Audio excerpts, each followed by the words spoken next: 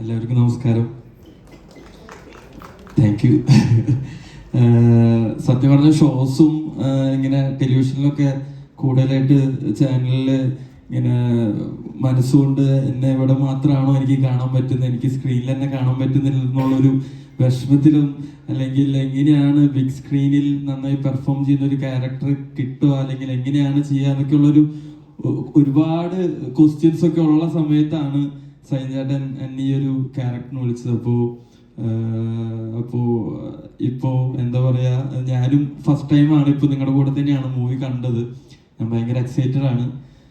ക്യാരക്ടറിന് ഇത്രയും ഇമ്പോർട്ടൻസ്, ഞാൻ മുഴുവൻ സിനിമയുടെ ഒരു ഫ്ലോ എനിക്ക് അറിയത്തില്ലായിരുന്നു. അപ്പോൾ സിനിമ കണ്ടപ്പോഴാണ് ക്യാരക്ടറിന് ഇത്രത്തോളം ഇമ്പോർട്ടൻസ് ഉണ്ടെന്ന് കുറച്ചൊക്കെ അറിയെങ്കിലും ഇത്രത്തോളം ഉണ്ടാവുമെന്ന് ഇത് കണ്ടപ്പോഴാണ് മനസ്സിലായത്. അപ്പോൾ നേരത്തെ ഇവരെല്ലാവരും പറഞ്ഞ പോലെ കൊച്ചു സിനിമയാണ്, പക്ഷെ ഒരുപാട് ആളുകൾ കാണണം എന്ന് ആഗ്രഹിക്കുന്ന സിനിമയാണ്.